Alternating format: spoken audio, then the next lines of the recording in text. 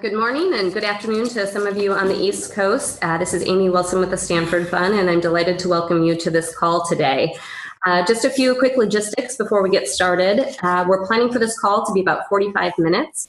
We're going to be having a question and answer for the second half of the call, and the way you'll be able to submit those questions is using the Zoom app. You'll see a Zoom group chat in your right-hand side of your screen, and you can use that to submit questions throughout the call, and I'll be able to take those and hand them over to Mike Morgan, who is leading our call, and we'll be able to get those asked. We may not be able to get all of your questions addressed, but we promise to provide them to Bill after, and if we're able to get some follow-up, we'll be sure to distribute that.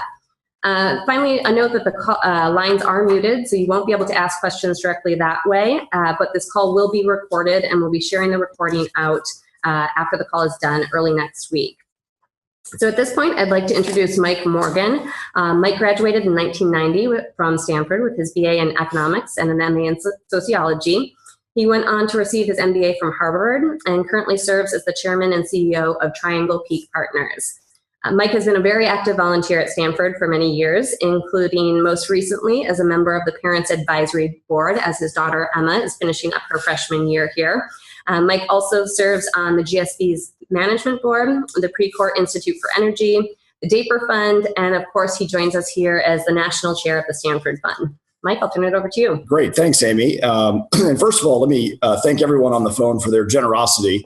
I would just point out that it is President Fund members like you who provide more than 50% of the Stanford Fund's funding in any year. So thank you very much for that. But to the business at hand here, it is my pleasure today to introduce Bill Burnett, who is a consulting assistant professor in the mechanical engineering department in the design group and the executive director of Stanford's innovative product design program. One of the earliest interdepartmental majors, this undergraduate and graduate degree program combined curriculum from the mechanical engineering department of and the art department to produce human-centered, values-driven designers. A graduate of the program, Bill has designed a wide range of products from award-winning Apple PowerBooks to something near and dear to my heart, to the original Star Wars action figures. He holds a number of mechanical and design patents and design awards for a variety of products, including the first Slate computer. 8 years ago, Bill and Dave Evans worked together to conceive and launch Designing Your Life, an open enrollment course that is one of the most popular electives on campus today and helps students think about how to live meaningful and impact-filled lives. The class was launched with seed funding from the Stanford Fund, which continues to provide support for this unique academic opportunity. We'll start by talking with Bill a bit about how this class came to be and what the implications for design thinking are for undergraduates, and hopefully for all of us. Following that, we'll open up the call for your questions, as Amy said. Bill, thanks so much for joining us on the call. We are delighted to have you. Oh, I'm happy to be here. Thanks. Great. Okay, so let's kick it off. Why don't, if you could just start by telling us the origin story of the class, how you identified the need for a class like this, and how did you decide on the first class prototype? Sure. Well, I mean, I've been the executive director of the program now for about 10 years. It's a program that I graduated from, but I had been teaching, as an adjunct one class every year for a long time. So I've been having office hours with these amazing Stanford students for about 30 years. And they all have, a lot of questions, particularly as they get right around now, graduation. And they're thinking, hey, what am I going to do with my life? Did I major in the right thing? How will this turn into a job? Will I like the job, right? So I've been having that conversation with students for a long time. And when Dave Evans and I got together, he had been teaching a class over at Berkeley, which is not design related, but similarly about, vocation. We decided almost instantly that we would put together some prototypes to see if we could use our design thinking, this innovation methodology we use to design products and services. It felt like that was a perfect way to sort of think about what the rest of your life was like. The rest of your life is a design problem, and you could use all the same tools to attack that and come up with really innovative ideas and solutions. So Dave and I did a couple of quick prototypes. I had 6 of my students one summer for a couple of afternoons, and they liked it so much they wouldn't leave. They kept wanting to have this conversation. Then we prototyped it with just my seniors, the seniors in the Product Design program. That was very successful. And then the folks over at the Career Center, at that point, Lance Choi asked us, hey, could you teach this to everybody? Because one, people want to learn design. They want to learn design thinking. That's gotten to be pretty hot on campus. And two, we hear the same thing, that they don't know what, they come to the Career Center, and the Career Center is great if you know what you want. I want a job, and I want to try, banking or investments or design or engineering. But if you don't know what you want to do with your degree from Stanford, then we don't have much help for them. So first couple of years, just my students. The next couple of years, we started teaching all the seniors. And then the Vice Provost, Harry Ellum, came and said, hey, can you do a class for freshmen? Because I really want the freshmen and the sophomores to just, don't do Stanford like they did high school. We want them to explore it and to design their own personal Stanford experience. So we said, well, we'll try a prototype or two on that. And now we teach designing your Stanford for freshmen and sophomores. We teach designing your life for juniors and seniors. And then Patty Gumford over in the Vice Provost's Graduate Education Office said, hey, that's not fair. We got to have something for the master's and PhD students. So actually, that's become another really popular class. I think we have over 80 PhDs in a class this quarter called Designing the Professional. How do you take your PhD, and are you going to go to the academy? Are you going to go to business? What are you going to do? But in all these cases, it's the same question.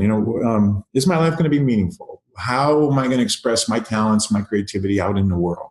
Will the world want what I want to give it? Just because you want to do something doesn't mean the world wants to pay you to do it. Right? So, and it is an interesting problem because it's design related. Right? Your life isn't something you can plan per se, because stuff changes and the circumstance changes. And as soon as you have a primary relationship, then you have to make different choices. And so it yields to the same kind of creative processes of brainstorming and mind mapping and coming up with lots of ideas. And then we introduce students to the idea of prototyping. Yeah. You don't need to, go to law school and be a lawyer for 10 years to figure out if you want to be a lawyer. There's lots of ways to prototype into that experience, or to prototype, any experience that you want, any degree that you want. So it's been just been a fascinating class to teach, because the students really get it. They're super enthusiastic, particularly the seniors, particularly the spring quarter seniors. I just finished teaching Designing Your Life for the spring, which kind of saved spring for me, because it's a fun time, and they're really ready to have this conversation. That's great. Well, I was going to ask you who takes it, but you've sort of answered that question very effectively, I think. So can you take us through what a participant really experiences in the course? And you mentioned prototyping, but how do you get them through the process? Well, it's a 10-week class. It's a couple hours on a Friday typically. And first we'll introduce them to the design thinking process. Design thinking, we start with empathy. Empathy in this case for ourselves and what the world wants. Then we redefine the problem. We teach them how to reframe problems. Most people are actually working on the wrong problem. It's like, and most of them have what we call dysfunctional beliefs. The idea that what I majored in is exactly what I'm going to do for the rest of my life. Not true. 10 years out of school, only 20% of the people are doing anything that has anything to do with what they majored in college. Not that it wasn't important what you majored in, that organized your college experience, but just because you got a mechanical engineering degree or an economics degree doesn't mean that's going to be what you are for the rest of your life. What Dave and I like to tell the students is, don't let your 22-year-old decide what your 45-year-old is going to be doing, right? Because that 45-year-old is not, is not you. So we teach them about the design process and redefining problems, and we teach them lots of things about brainstorming and mind mapping and other ways to have more ideas. We're pretty research-based. There's lots of research saying if you have lots of ideas and they're widely spread, you have a better chance of choosing something that's going to work. And then it's the prototype and test cycle. This is basic in how the iPhone was built, how the first laptops I did at Apple were built. To build and prototype and build and prototype. David Kelly is a senior guy in our group who started the D School and started IDEO. He'll say we build to think. It's not to build something like I have an idea, let me build it. It's more like, let's just start building things and prototyping things and trying things in the world, because it's out in the world where we're going to discover, is this something that's interesting to me? Does this resonate with me? So they go through all those processes, and it ends up with, we've sent them to the career fair. They've prototyped, half a dozen conversations in fields they might be interested in, kind of information interview, and we call them prototype experiences. At the end, they build what we call 3 Odyssey plans, really ideations of their future. We never do one. Mm-hmm. This notion that there's one singular perfect version of you is crazy. That's also not true in the research literature. And we use a lot of stuff from Bill Damon's lab over here at Stanford, the Center for the Study of Adolescence, and stuff from the School of Education and also from the business school. And we like to cite, research to sort of blow up these dysfunctional beliefs. They end up with 3 Odyssey plans, 3 completely different versions of their lives. And even if they already know, hey, I've got a job and I'm going to go work in this field, having to come up with 3 completely different ideas, including the one they're going to do, tends to help them, one, feel way more comfortable with their choice. Like, I thought of a lot of things, and you know what? I really like my choice. And 2, it makes them mindful of remembering, hey, that one job or that one thing I'm going to do, that's my job. That's not my whole life. And all these other things that are on my other plans, they're important to me too. So it helps them build their intuition around these kinds of tough questions. We do some stuff on discernment. How do you build your emotional intelligence and other forms of knowing? Mm-hmm. Because it isn't going to just be logic that makes all the decisions as you go forward. So they leave pretty uncomfortable. We've done some research. A couple of people from Bill's lab and from the School of Education have done a PhDs on the class. They'll take a group of just standard controlled students. They're just students, just standard, take 50 of those, take 50 students who take the class. And then they did a study where 50 students who couldn't get in but wanted to take the class, because we were wondering if maybe it's just the intentional students get better, they just because they're thoughtful. And in that particular study, against the control group, the people who took the class had higher self-efficacy. They believed they could solve this problem, way lower stress around job finding and satisfaction, and an increased ability to have lots and lots of ideas. Mm-hmm. Interestingly, the students who were in the group that wanted to get in the class but couldn't, their dysfunctional beliefs went off the charts. Yeah. Because what's happening is that as they get closer and closer to the decision point of graduation, they're just talking to each other and reinforcing stuff that isn't true and getting more and more anxious. So, we have some evidence that it works. That's great. So given this is now, it sounds like many, many students are taking this across, different years and different disciplines. 15% of Stanford students, undergraduate and graduate, take the class. So the prototyping aspect of this and your methodology for teaching it, maybe to some of the engineering students is somewhat familiar, but for a lot of people, this has to be a really different approach. Yeah. You run into resistance to one, digging into these kind of deep issues for the students, but 2, this process approach that you're talking about. Yeah, there's 2 things about that. One is, we're not telling people anything about what they should do. Dave and I do not should on you. Mm-hmm. There's no you should, you should do this method or you should do this. We come at it from the point of design. So the first part of the class is we're just going to teach you how to be a designer and to think like a designer, think with curiosity, learn how to reframe, learn how to do radical collaboration, all the stuff we teach at the D School and in my program. So that immediately gets everybody on the same page. Then it's their process to discover what's of value to them. We never talk about values. We don't do that sort of stuff. But since they have to create a plan around 3 different things, their values come up. We do one thing where we ask them to write their work view. What do you think? What's your theory of work? Why do we work?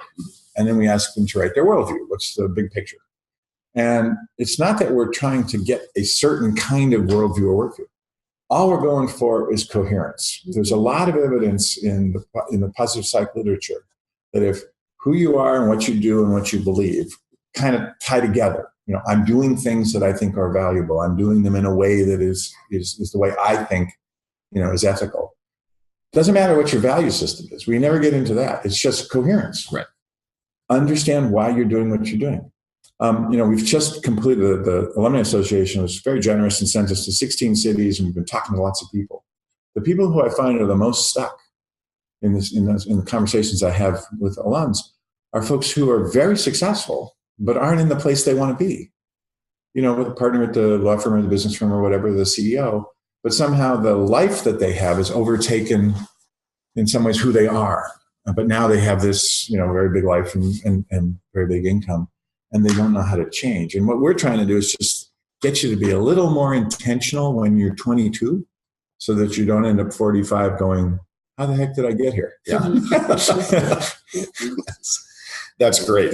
Would love to hear just some of your favorite anecdotes or examples of students who found insights in the class and really changed their direction. And I can give you two, and then there's dozens and stuff. But one just is that often we do have students in the class, and particularly later in their senior year, and they have, kind of gone through a job finding process, and they've got one. And they'll say, I don't need to do this Odyssey planning thing because I've got a job. I'm going to go work for, this company. And we say, well, do it anyway. And inevitably they come back and they go, you know what? That was incredibly valuable because now I know that the thing I picked is actually the thing I want. Mm-hmm. And before a lot of our students will go for Stanford students like to achieve. They like to get the hard thing. If it's hard to get a interview and a position in a business, consulting firm, if I want to get that McKinsey thing or that BCG thing, everybody knows that's the hard thing to get, and they'll just go for it.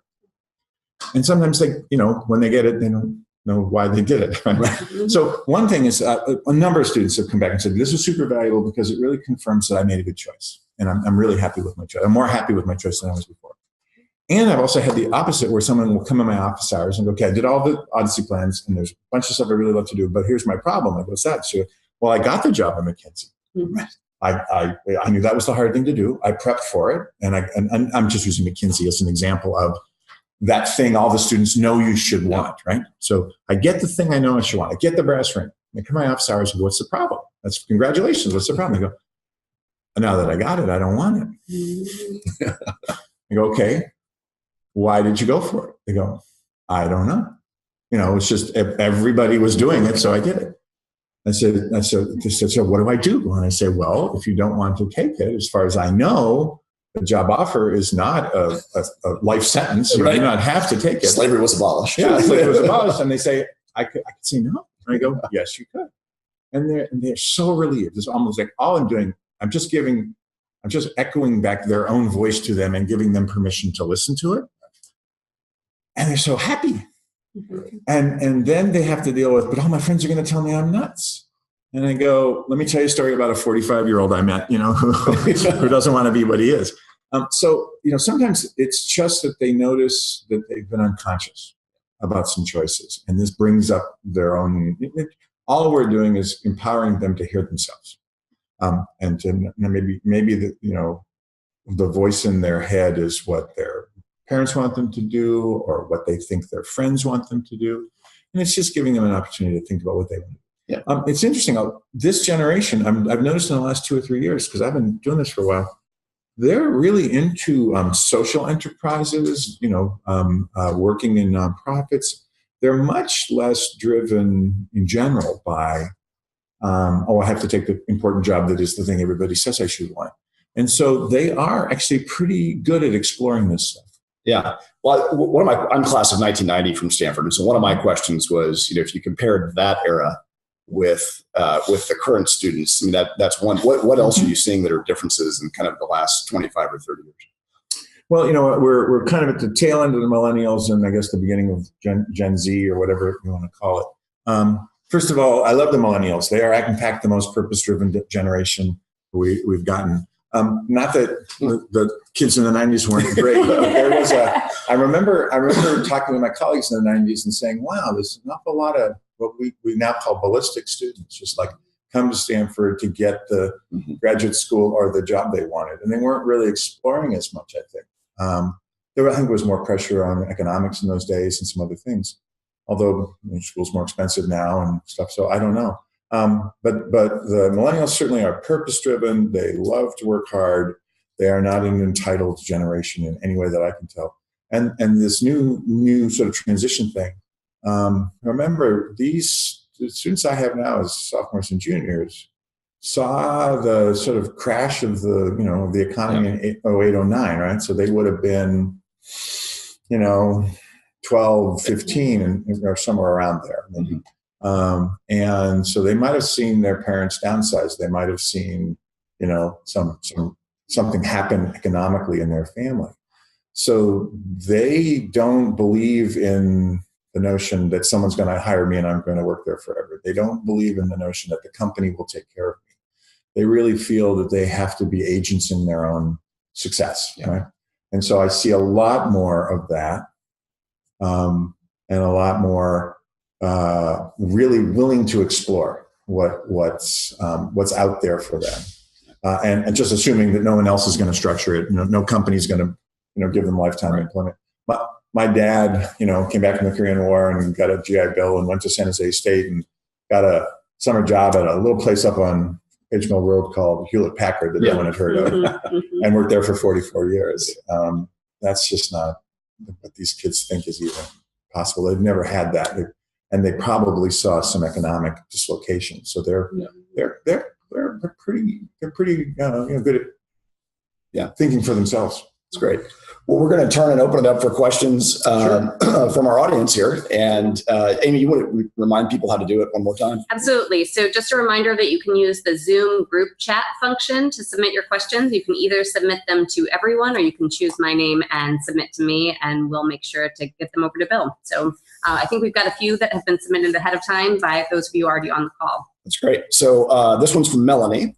And so she asked, what are the opportunities for practice of the concepts, mentoring or coaching? Well, I mean, so the students will practice the concepts by going out and doing their prototype interviews and prototype experiences and coming back and reporting and doing their Odyssey plans.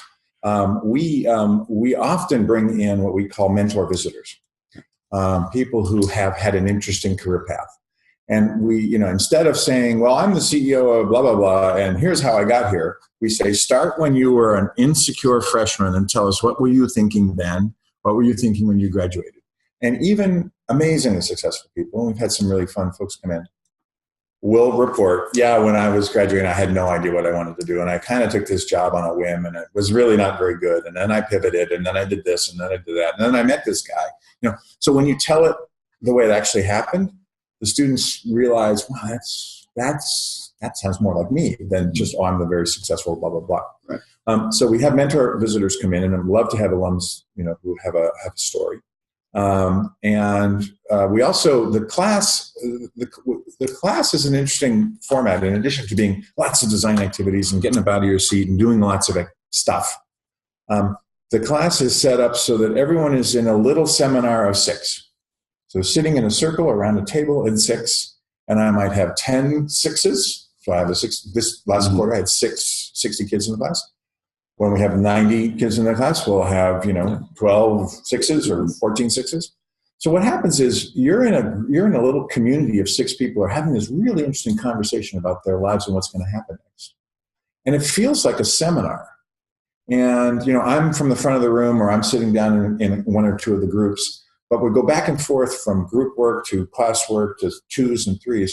So it really feels, no matter how big the class is, and we've done, 100 kids, it feels like I'm in a 6-person seminar in kind of a noisy room.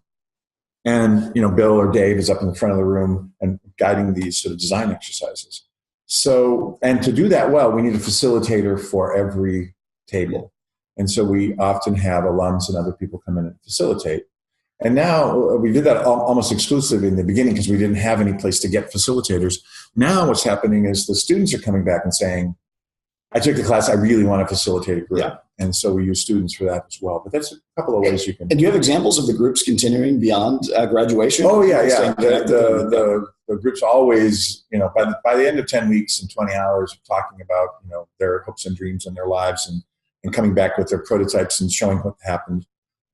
They've all exchanged emails. There's lots of hugging at the end of the class, and they stay pretty connected. We don't manage that anyway, but we know that they do. And Dave and I have a standing offer that if you take our class, any of my classes, the design classes for my majors or this one, you get office hours for life.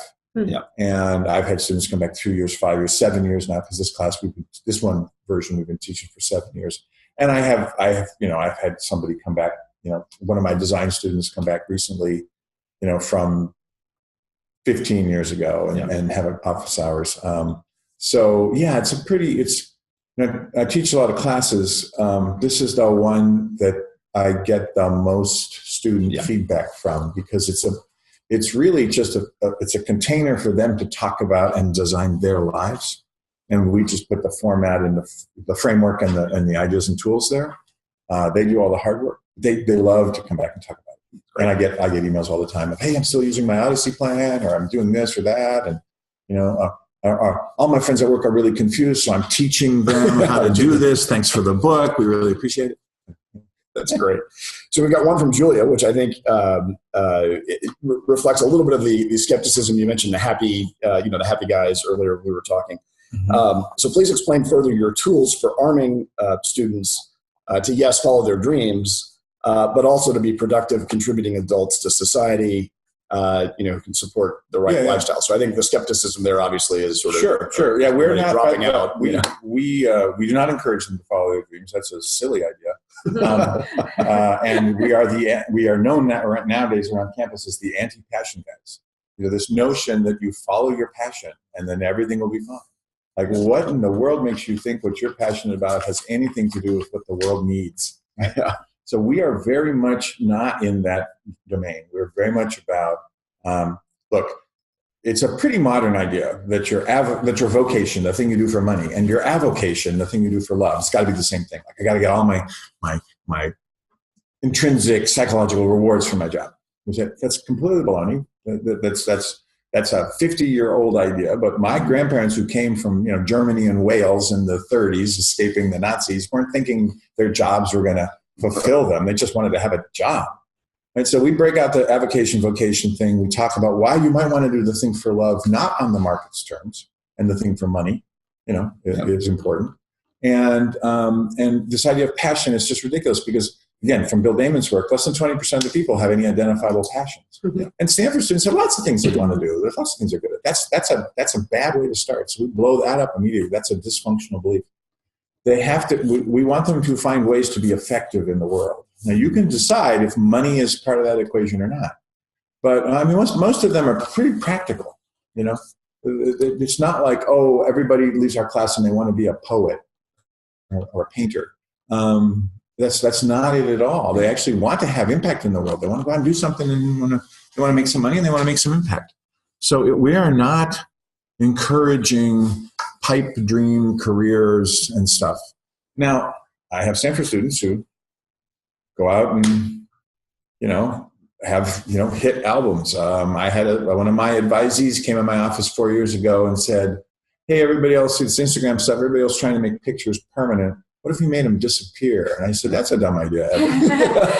and that's Evan Spiegel from Snapchat. So, I'm not worried about my students not going out and thinking of good ideas. And we are certainly not, I want to make sure people understand, we're not encouraging them to indulge in things that can't be done. We're very practical, like prototypes, what's available, and if you want a career in the arts or a career in nonprofits, it's perfectly wonderful, and we can give you the tools to go find effective careers in the arts.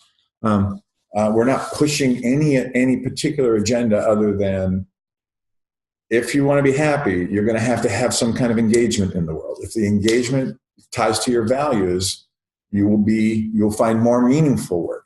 Look, there's a startling Gallup poll. They do this every couple of years, and they ask, how engaged are you in work? And they do like 25,000, workers, a huge sample. 85% of American workers report that they are disengaged or actively disengaged in their job. Mm-hmm. So 85% of the American workers show up on Monday morning going, "Oh crap, I got to go to work." Right? Mm-hmm. And that's all. And we're just saying that's not necessary. I have never not had a job I love, right?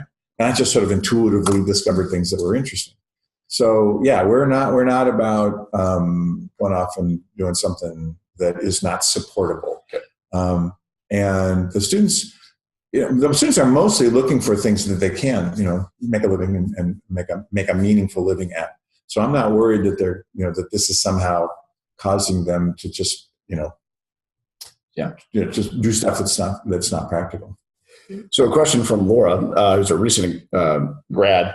And her question is, are you working on further expansion of Designing Your Life curriculum, especially given its success well beyond the original classroom course? As a young alum, I've been interested in how the model might be applicable to recent grads. So I will add on to that question with how is there a plan, and what is the best plan for sharing this with alumni broadly? Yeah. So there's a bunch of things going on in that area. And when Dave and I started the D-Life Lab, which is just the name we give for the 5 of us that are working on this, we had, do a great job teaching at Stanford. do some research to see if this works. And we funded some research in that area. We'd love to fund more. And then transfer this, out of this wonderful little enclave, because we wanted to have more impact. So part of writing the book was just to get it off campus and get it everywhere. And the book is done. We've never done a book before. This is my first time. We ended up with a great publisher, the Knopf guys at Penguin Random House, and the book's doing great, and that's great. We get lots of feedback from the book.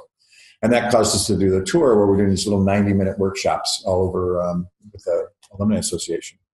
The other thing is we wanted to have it seemed kind of negligent that no one at Stanford was helping people form who they wanted to be. We pack these kids full of information, but we don't do anything around their formation of being a human, right? So that's working pretty well, and we think we got a formula for that with the design thinking stuff.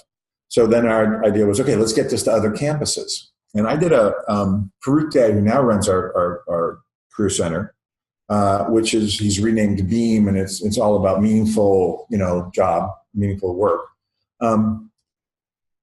He had a bunch of the Ivy League, other career center people who are on campus, and I did a little lunch talk explaining the class. And across 100% of the Ivy Leagues have said, we want this class. So we just completed this. Like yesterday, I just completed the first transfer workshop where we had Harvard, Yale, MIT, Columbia. We had SMU, and then we had Cornell, and then we had a couple of people from the Cal State system. The Cal State community college system is 400,000 students in California alone. And if we could get this embedded in those schools, and not just the prestigious schools, then we could have an even bigger impact. So we have portableized our it's kind of hard to teach this class because there's a lot of design in it and there's a lot of activities in it. Mm-hmm. It isn't like you stand up and lecture. I mean, it's 6 or 8 different activities every session. But we've come up with a way and we just taught Harvard, Yale, MIT, Dartmouth, and the other 10 schools how to teach it. And they're going to go back and roll it out at their schools. So we're hoping to have a big impact across higher ed. And then Dave and I are doing workshops. We do workshops for corporations. Yeah. We do workshops for other people just to, we'd like to test the ideas on sort of mid-career folks, people who are 30s and 40s, and maybe things are great, but they want to make it better, or it didn't turn out to be what they wanted, or they're done with it and they want to pivot. So that's an interesting point to kind of start applying design tools. And then certainly people who are approaching the end of whatever their first career was, and they're looking for their encore career. There's a phrase, people are moving from the money-making side of their career to the meaning-making side. We meet a lot of Stanford alums and other folks in their 50s-ish, late 50s, and they're thinking, okay, I did the corporate thing, that was great. Now I want to do something that really gives back to the community, or I want to do something that's more around the things I'm really interested in. I want to work with kids. I want to work with nonprofits. I want to work with something. So those transition points are great times to have these design tools. Yeah. And we're trying to get them out to everybody we can. We did a workshop with the AARP. We may do more stuff with them. And certainly the Alumni Association. We're going to do a little online thing with the alumni group. They're going to film a little 1-hour workshop-y thing. We're doing that this summer. We do have one class online with a group called Creative Live, which is, you pay for the online class. So we're trying to get it out to as many places as we can.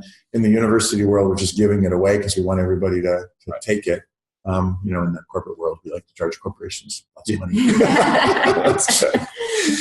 Well, great. Well, what will probably our final question is from Shane, and I'm going to add an addendum to this question as well. But the question is, how has designing your Stanford changed the undergraduate experience? Have you seen quantifiable results?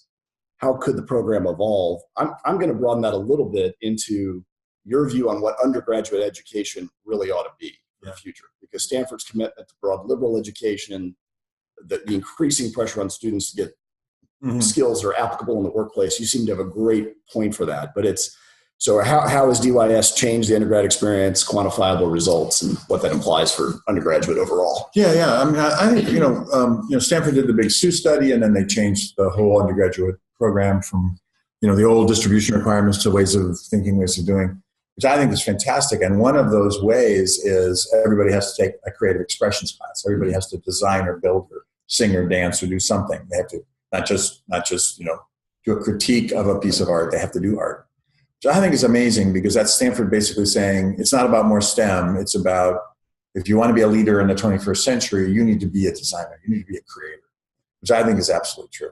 And so I'm supporting that in my program by taking a class that's been around for a long time. There may be people out there listening who took ME 101 visual thinking, right? And your daughter just took it. So we've expanded that class now as a WAYS class. It meets the creative expression requirement. And now we're teaching it like 5 or 6 times a year, twice in spring quarter, twice in, well, it used to be only people who were in my major could get in, and now everybody can get in. So that's an example of us trying to change the narrative on campus, that it's not just go be a CS major.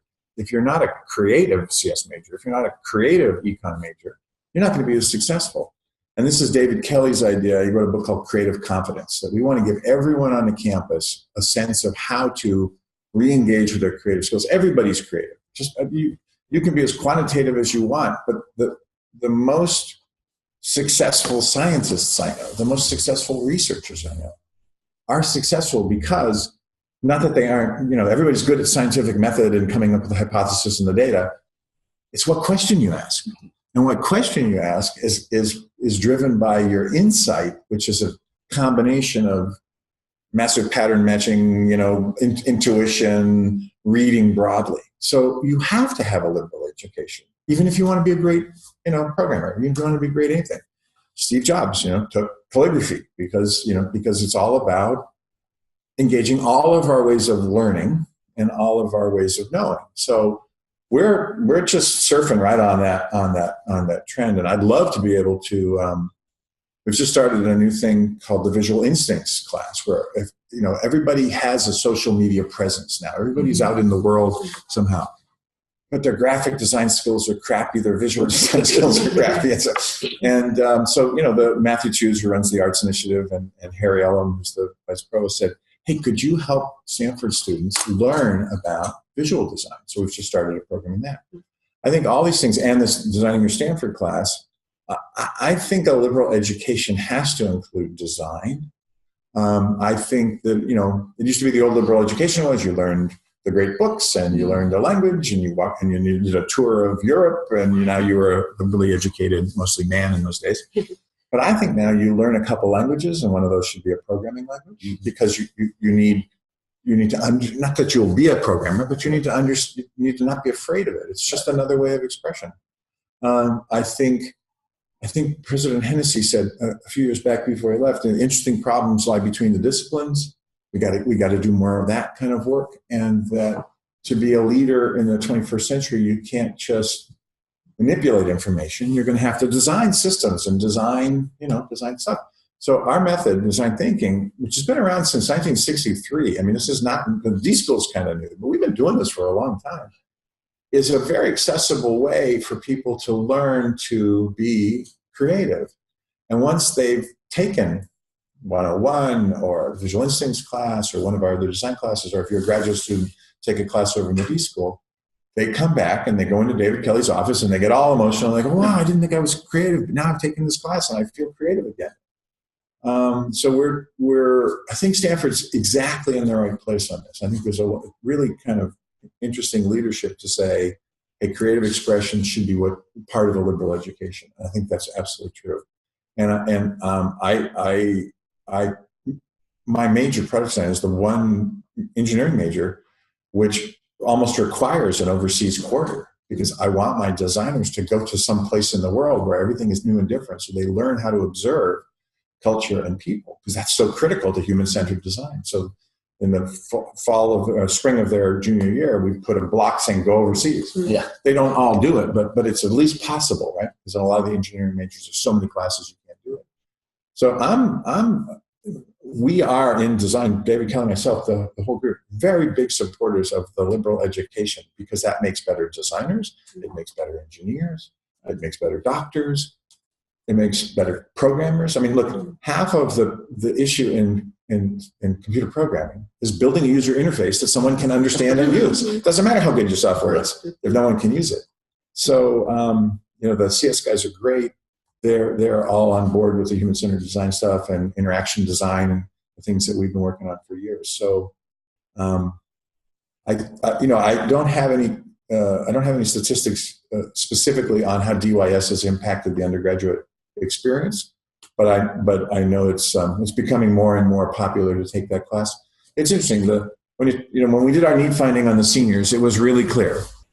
Help us graduate and find a job. They had pain, so we could apply our tool to that.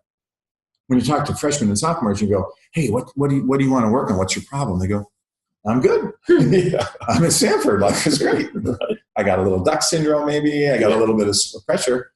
But they don't. It took us a while actually to come up with a class that they thought was worth taking, because most of the undergraduates here are pretty happy. They don't have a problem to solve. And so we've redesigned that class a couple of times to sort of address more of this idea of exploration and learning by doing. We have a model in there. It's like you design stuff, and then you document what you designed, and then you sort of cycle through it again. And we do a lot of storytelling in the class. How do you tell the story of your experience at Stanford? So, but they're all fun. All the classes are fun. The students are great. It's great. Bill, thank you very much for the time today, and would like again to thank everybody on the phone for your support of the Stanford Fund. Absolutely. Thanks all. We'll be ending the call now, but we will be sending out the recording in the next couple of days. So thanks so much for joining us.